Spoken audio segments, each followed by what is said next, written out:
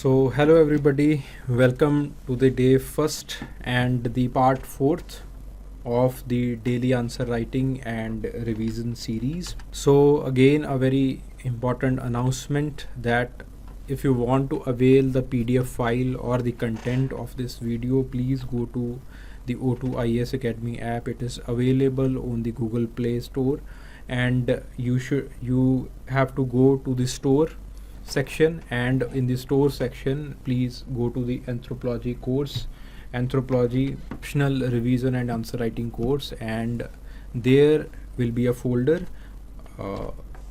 Of the free resources. आपके पास एक free resources का आपको एक फ़ोल्डर मिल जाएगा, और फ्री रिसोर्सेज के फ़ोल्डर में you can avail these content. जो भी यहाँ पे इन वीडियोस के अंदर जो भी कंटेंट होता है इसको आप जो है वो वहाँ से डाउनलोड कर सकते हो. If you want to write answers, if you want to improve yourself, your answer writing skills, तो आप जो है you can join this program and you can improve. So the next theme, जो अगला थीम है आपके पास, जो चौथा थीम कल्चर से पूछा जाता है. Again it's a very small theme but very important one. इससे सवाल जो हैं वो पूछे जाते हैं कल्चर चैप्टर से. That is acculturisation. Acculturisation again एक बहुत इम्पॉर्टेंट, बहुत बड़ा जो है वो आपके पास थीम बन जाता है. सो अकल्चराइजेशन का मतलब क्या होता है? फर्स्ट ऑफ ऑल, अकल्चराइजेशन का मतलब है, अगेन जो क्वेश्चन यहाँ से पूछा गया था, that was the write a short note on the acculturisation and contra culturisation. ठीक है. कॉन्ट्रा कल्चराइजेशन और मार्जिनलाइजेशन आपको जो है वो समझ में आ जाएगा, सेपरेशन आपको समझ में आ जाएगा once you have understood the concept of acculturisation. एक बार आपको कल्चराइजेशन का कंसेप्ट समझ में आ जाए, देन इवेंचुअली जो चीज़ें हैं आगे प्रोसीड करना शुरू कर देंगी, आपको समझ में आना स्टार्ट हो जाएगा. ठीक है. सिमिलरली पेपर 2 के अंदर पिछले साल जो है वो सवाल पूछा गया था, right about assimilation and deprivation, कुछ इस तरह से जो है वो सवाल पूछा गया था. ठीक है. मैं एग्जैक्टली जो है वो चीज़ों को रिमेंबर नहीं कर पा रहा हूँ, but again the concept behind that answer was acculturisation. ठीक है. अकल्चराइजेशन का मतलब क्या होता है कि जब फर्स्ट हैंड दो कल्चर्स एक दूसरे से मिलती हैं तो आपके पास अकल्चराइजेशन होता है. Basically acculturisation it is the process of change. ठीक है. It is important. The culturisation it is the process of change. किसके अंदर चेंज आता है? आर्टिफैक्ट्स के अंदर चेंज आ जाता है, कस्टम्स के अंदर चेंज आ जाता है, बिलीफ सिस्टम्स के अंदर चेंज आ जाता है. जब दो कल्चर्स अपना फर्स्ट हैंड एक्सपीरियंस पहली बार एक दूसरे के साथ मिलती हैं, लेट्स से वेस्ट एशियन कुछ लोग जो हैं वो इंडिया के अंदर आए, दिस इज़ अ कल्चराइजेशन. तो उन्होंने हम लोगों को कुछ दिया और हम लोगों ने उन लोगों को कुछ दिया. ठीक है. इसका मतलब है आपके पास अकल्चराइजेशन. अकल्चराइजेशन दो तरह का होता है. मेजर जो कल्चराइजेशन है वो दो तरह का है. One is incorporation. इनकॉर्पोरेशन का मतलब है कि आप डायरेक्शन तय नहीं करते कि आपको कौन सी जो चीज़ें हैं वो लेनी है, and the directed change. Directed change के अंदर जो है वो डायरेक्शन जो है एक डोमिनेंट ग्रुप वो चूज़ करता है, वो पिक करता है. फॉर एग्जांपल इनकॉर्पोरेशन का एक जो है example that you can take, जैसे फॉर एग्जांपल वेस्ट एशिया से या फिर सेंट्रल एशिया से कुछ लोग इंडिया के अंदर आए हैं. उन्होंने इंडियन कल्चर को पतलून का कंसेप्ट दिया, इंडियन कल्चर को जो उनके वारफेयर टेक्निक्स थे वो दिए, इंडियन कल्चर को कुछ स्टोन कट आर्किटेक्चर के जो टेक्निक्स थे वो दिए, और इंडियन लोगों ने भी उनको जो है वो अपना कल्चरल मटीरियल जो है वो दिया है. इसका मतलब है इनकॉर्पोरेशन. अब कुछ जनरेशन्स के बाद उनमें और हम में डिफरेंस जो है वो बिल्कुल मिट जाएगा, except some of the morphological features. कुछ मोर्फोलॉजिकल फीचर्स ही होंगे जो कि ज़िंदा रह जाएंगे, वो भी हल्के फुल्के. ज़्यादातर जो हैं वो आपके पास जो कल्चरल फीचर्स हैं वो हमारे और उनके सेम हो जाएंगे. That is why the word used here is incorporation. तो इसीलिए जो है वो इनकॉर्पोरेशन कहा जाता है कि आपने सामने वाले को इनकॉर्पोरेट कर लिया अपने कल्चर के अंदर, आपने जो है वो उनको बिल्कुल समा लिया अपने कल्चर के अंदर. ठीक है. इनकॉर्पोरेशन के अंदर दोनों तरह का चेंज आता है, होस्ट कल्चर में भी चेंज आता है, और जो बाहर से जो है वो कल्चर आ रहा हो जो तो उसके अंदर भी जो है वो चेंज आता है. Then the next one, it is the directed change. Directed change के अंदर क्या होता है कि एक पर्टिकुलर डायरेक्शन जो है वो इशू कर दी जाती है. For example take the case of the Britishers in India. Britishers in India, उसका जो है वो आप केस लीजिए. अब उन्होंने जानबूझ के जो है वो हमारे एजुकेशन सिस्टम को इस तरह से चेंज कर दिया so that the acculturisation favours the Britishers, ताकि हमारे अंदर जो है जो चेंज आए दैट शुड बी वेस्टर्नाइजेशन, वो वेस्ट इम्पैक्टेड चेंज हो. सो उन्होंने डेलिबरेटली एक डायरेक्शन लगाई है कल्चराइजेशन के चलते. ठीक है, कल्चराइजेशन के अंदर जब एक डायरेक्शन लगाई जाती है that is known as the directed change, उसको हम डायरेक्टेड चेंज कहते हैं. ठीक है, सो ये दो तरह का कल्चराइजेशन जो है वो देखा जाता है. सो जो सबसे पहली साइकोलॉजिकल थ्योरी है या फिर जो सबसे पहली साइंटिफिक स्टडी है वो आपके पास थॉमस और जेनेकी ने जो है वो की थी इन दी पॉलिश पीजेंट्स. 1918 की ये जो है आपके पास स्टडी है, polish peasants in the Europe and America. ठीक है, very very very very very very important. ठीक है, polish peasants and in the Europe and America, ये आपके पास जो है वो स्टडी है. सो उन्होंने क्या किया फ्रॉम दिस, जब उन्होंने पॉलिश इमिग्रेंट्स शिकागो के अंदर जब है उन्होंने स्टडी किए तो उन्होंने 3 फॉर्म्स जो हैं वो उनके पाए. कल्चराइजेशन के उन्होंने 3 फॉर्म्स पाए. उन्होंने 3 पर्सनैलिटी टाइप्स जो थे इन पॉलिश पीजेंट्स के देखे. पहले थे बोहेमियन. बोहेमियन का मतलब है कि जो बिल्कुल अपनी होस्ट कल्चर को जो है वो शिकागो की जो अमेरिकन कल्चर है उनको वो प्राप्त हो गए थे, यानी कि उनको जो अपने कल्चर को, अपनी ओरिजिन की कल्चर को उन्होंने बिल्कुल अबैंडन कर दिया था और बिल्कुल जो शिकागो की कल्चर है उनको एक्सेप्ट कर लिया था. That was the Bohemian type और Bohemian personality type. The second was Philistine. So फिलिस्तीन के अंदर आपके पास क्या आता है that they have failed to adopt to the culture. जो आपके पास उनका होस्ट कल्चर है, शिकागो की कल्चर है, उनको वो नहीं समझ पाए. सो उन्होंने अपनी ही कल्चर को, जो उनकी ओरिजिन की कल्चर है, उसको प्रिजर्व करना स्टार्ट कर दिया. और जो आपके पास तीसरा है वो है क्रिएटिव टाइप. क्रिएटिव टाइप के अंदर क्या है कि उन्होंने कुछ चीज़ें जो हैं वो होस्ट कल्चर की भी अडेप्ट की और कुछ जो हैं वो अपने कल्चर को भी उन्होंने प्रिजर्व करना स्टार्ट कर दिया. ठीक है, तो आपके पास ये जो है वो 3 उन्होंने जो पर्सनैलिटी टाइप्स हैं वो कल्चराइजेशन की वजह से जो आए हैं उनको बताया. सो पहला है आपके पास बोहेमियन, दूसरी है फ़लस्तीन और तीसरे हैं आपके पास creative type. Very very very important.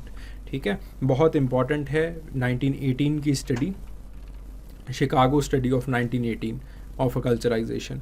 Then उसके बाद 1936 आपके पास कुछ एंथ्रोपोलॉजिस्ट हैं जैसे Robert Redfield, Ralph Linton, हस्कोविट्स.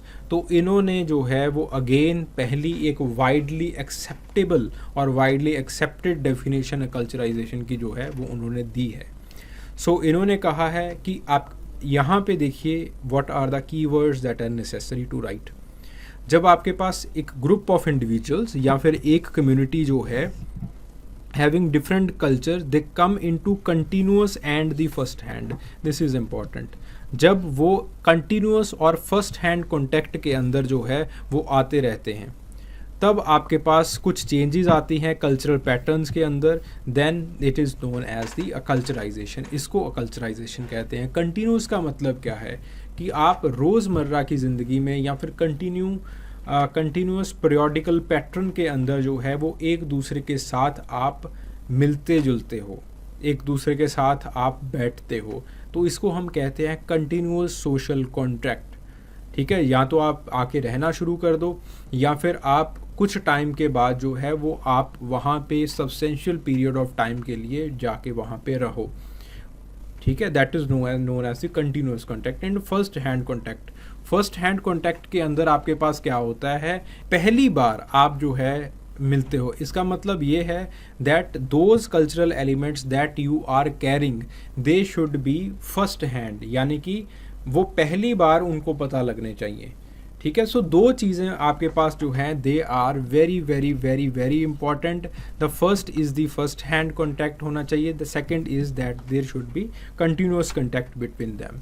Then the very important, उससे भी ज़्यादा जो इम्पॉर्टेंट चीज़ है कल्चराइजेशन में वो है एम गॉर्डन के 7 स्टेजेस ऑफ अकल्चराइजेशन और 7 stages of assimilation. M Gordon कहते हैं कि assimilation it is the bigger term. Assimilation जो है वो बड़ा टर्म होता है। असिमिलेशन का पहला पड़ाव अकल्चराइजेशन है, ठीक है। असिमिलेशन के अंदर उन्होंने सब कुछ स्टडी किया है कि किस तरह से एक कल्चर अपनी कल्चर को धीरे धीरे भूलती है या फिर धीरे धीरे अबेंडन करती है या फिर धीरे धीरे वो अपने कल्चर को दूसरे कल्चर के अंदर ब्लेंड करती है। तो उन्होंने 7 स्टेजेस बनाए हैं कि कैसे एक बाहर वाली कम्युनिटी अंदर वाली कम्युनिटी के साथ, होस्ट कम्युनिटी के साथ ब्लेंड करती है, ठीक है। Very very important, the question can be directly asked from this, ठीक है। हो सकता है कि यूपीएससी, पहले कल्चराइजेशन पूछा जा चुका है तो यूपीएससी का मन हो कि कल्चराइजेशन बहुत बार पूछ लिया जी, अब हम गॉर्डन के ऊपर सवाल पूछेंगे, ठीक है। जैसे आपके पास पर्सनैलिटी टाइप्स पूछते जा रहे थे, इंस्टीट्यूशन और पर्सनैलिटी टाइप्स में क्या रिलेशनशिप होता है वो पूछते जा रहे थे, इंस्टीट्यूशन के सिग्निफिकेंस पूछते जा रहे थे। फिर उसके बाद 2021 या फिर 2020 के अंदर जो है वो यूपीएससी ने क्वेश्चन पूछ लिया कि आपके पास बताइए टोटल इंस्टीट्यूशंस का मतलब क्या है, ठीक है। तो गॉफमैन के टोटल इंस्टीट्यूशंस का मतलब पूछ लिया उन्होंने। उसी तरह से अकल्चराइजेशन पूछ लिया पहले उन्होंने, ठीक है। अकल्चराइजेशन पूछ चुके हैं, अब हो सकता है कि गॉर्डन का असिमिलेशन वो पूछ लें। 7 स्टेजेस जो असिमिलेशन की हैं गॉर्डन की वो पूछ ली जाएं, ठीक है। Already NK. बोस का वो क्वेश्चन पूछ चुके हैं इन 2021। एन.के. बोस का और एन.के. बोस का ट्राइबल असिमिलेशन से सवाल जो है वो आ चुका है। एन.के. बोस की जो स्टेजेस हैं वो भी काफ़ी मिलती जुलती हैं गॉर्डन के साथ। 8 स्टेजेस जो हैं वो एन.के. बोस ने दी हैं, ठीक है। उनकी स्टेजेस भी बहुत मिलती जुलती हैं गॉर्डन के साथ। उनकी स्टेजेस हम पेपर 2 के अंदर करेंगे।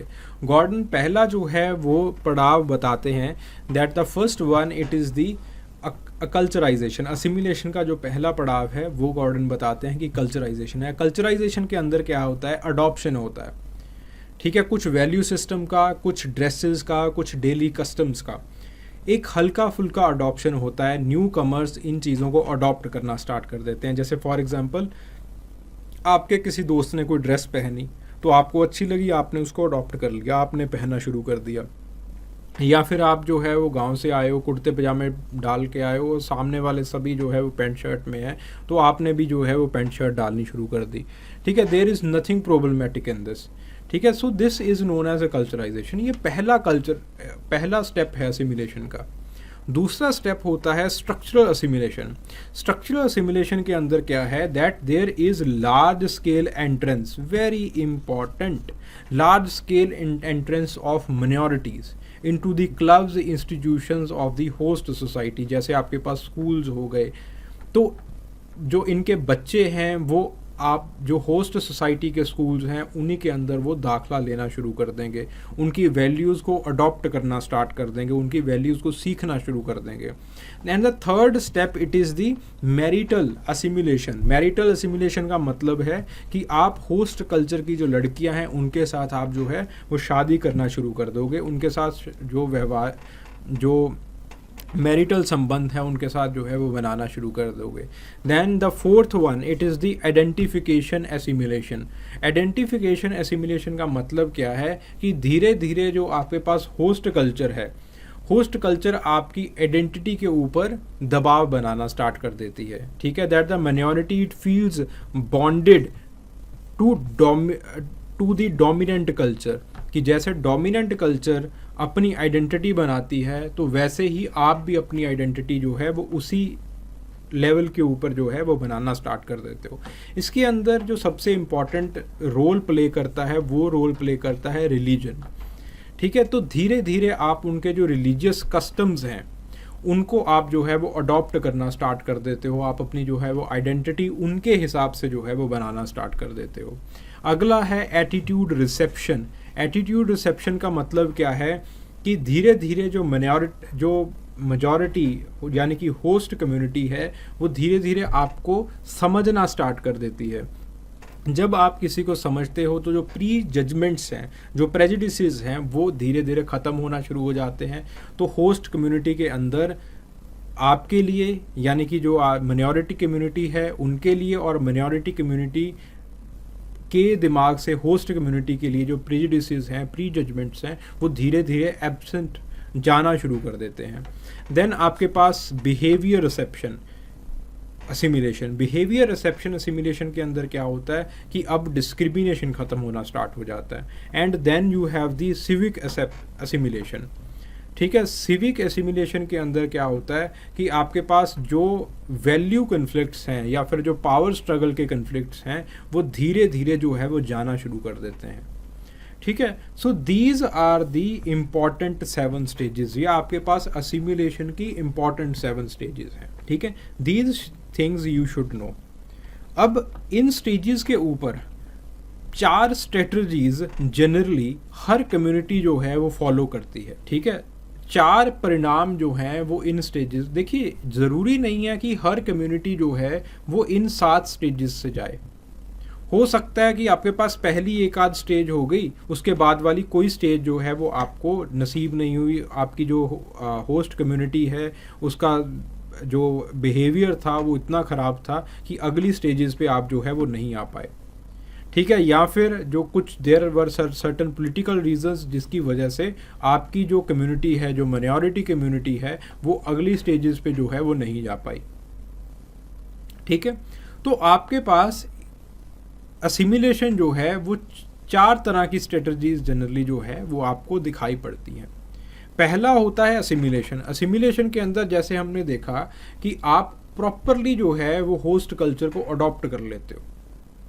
ठीक है, ओरिजिनल कल्चर को जो है वो अडॉप्ट कर लेते हो। Sometimes it is also forced by the governments. ठीक है, the second one it is the separation.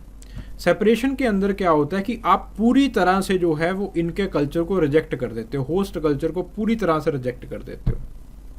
ठीक है, जैसे आपके पास बहुत सारे ऐसे पार्ट्स हैं नॉर्थ अमेरिका के जहाँ पे ब्लैक्स ने जो है वो होस्ट कल्चर को, अमेरिकन कल्चर को रिजेक्ट किया हुआ है। ठीक है, वो है आपके पास सेपरेशन।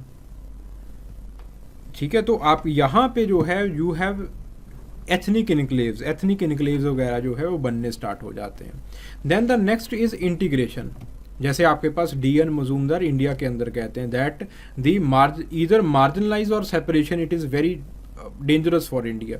डी.एन. मजूमदार कहते हैं so India should go to the path, India को असिमिलेशन के पाथ के ऊपर नहीं जाना है। डी.एन. मजूमदार का मानना है कि इंडिया को जो है, जैसे ग्रुए ने कहा कि इंडिया को असिमिलेशन के पाथ के ऊपर जाना चाहिए। ट्राइबल्स को जो है वो असिमिलेट कर लीजिए, अपने कल्चर के अकॉर्डिंगली हिंदूनाइज कर दीजिए, उनको अपने कल्चर के हिसाब से उनको असिमिलेट कर दीजिए। ठीक है, तो कुछ जो हैं वो सेपरेशन की स्ट्रेटजी अपनाते हैं। जैसे फॉर एग्जांपल पहले जो है वो आपके पास एल्विन ने कहा था कि इनको सेपरेट रखिए, ट्राइबल्स के कस्टम्स अलग हैं, इनको सेपरेट रखा जाए। On the other hand integration की पॉलिसी जो है वो डी.एन. मजूमदार ने प्रोपोगेट की। तो डी.एन. मजूमदार कहते हैं इंटीग्रेशन का मतलब क्या है।